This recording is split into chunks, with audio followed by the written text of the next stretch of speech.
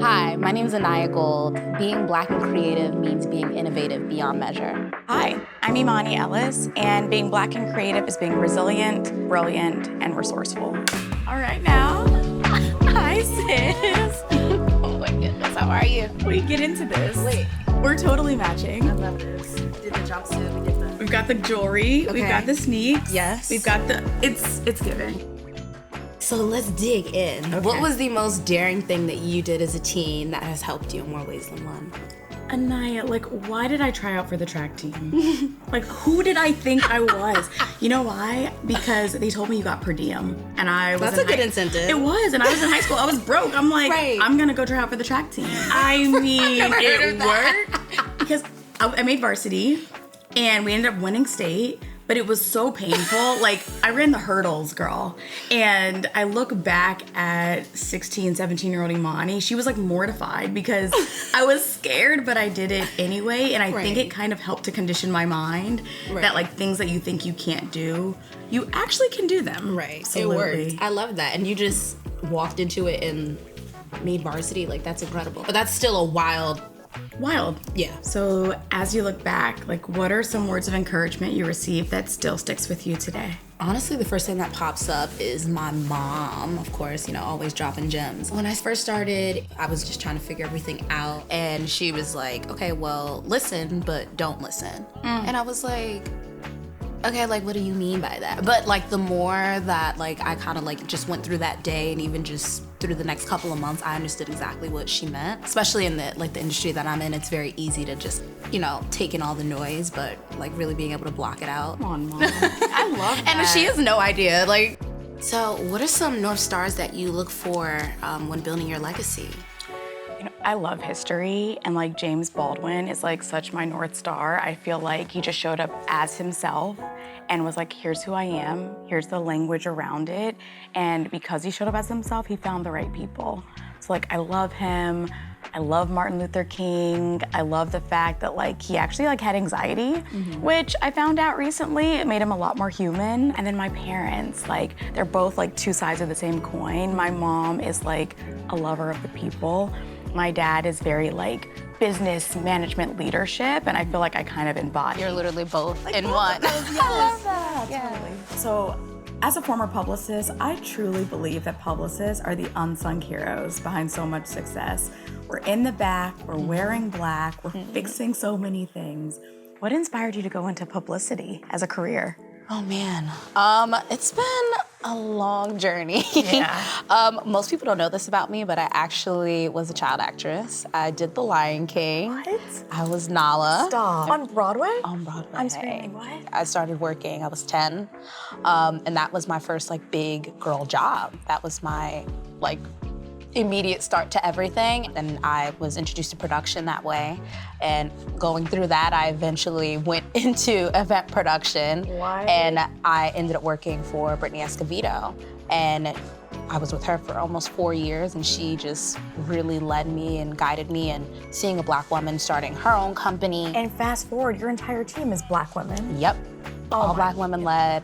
And I really made it a point for that to be the case, because the lack of opportunity for us, even to this day, is still so few far in between. And that's why I champion like Black women, like especially like in my space on any level, intern, coordinator, director, running your own thing, because it is so difficult. And I'm like, I've been through that journey.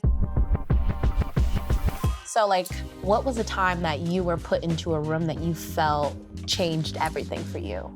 You know, I had such an incredible mentor at NBC. I started as her assistant, Jen Geyser, and I stayed with her for 10 years, and she was always opening doors for me. Like, anytime there was a meeting where I could shadow, even if I had nothing to say, she was showing me that these rooms existed. And as a young Black girl from Atlanta, going into these boardrooms where I didn't see hardly any Black women, my mind was like, wait, I didn't even know these meetings existed. And so I really started to realize that the ceiling I had placed for myself wasn't even the ceiling.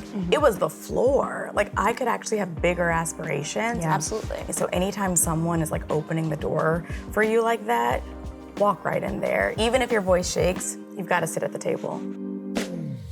At what point did you know you were walking in your purpose? Oh man, I think for me, it was honestly when I hired my first employee, Wow. Olivia, who's still with me.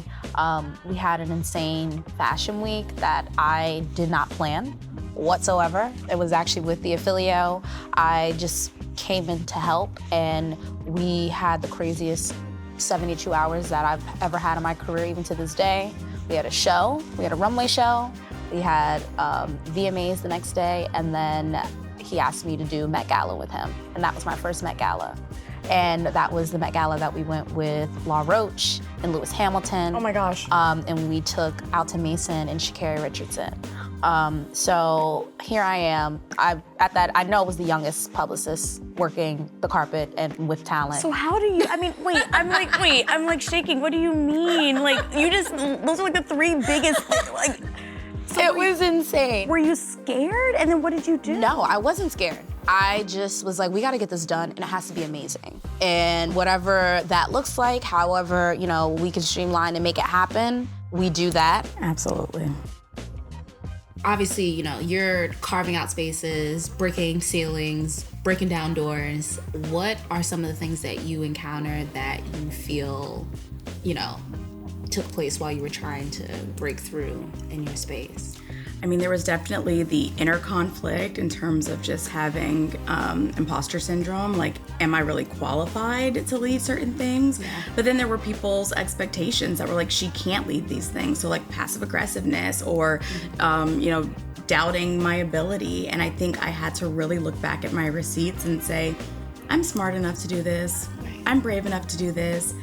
I'm gonna do this. I just knew that this idea in my head and this like purpose in my heart was not just like imaginary, that people really wanted community, and the rest is kind of history. They were yearning for the space that you were carving out. All right, so what is your vision for the future of Black and Brown creatives? I want it to rain from heaven, the resources, the access, the transparency, the knowledge sharing. I think so many of us are doing so many great things. Mm-hmm. I just think there's so much untapped potential.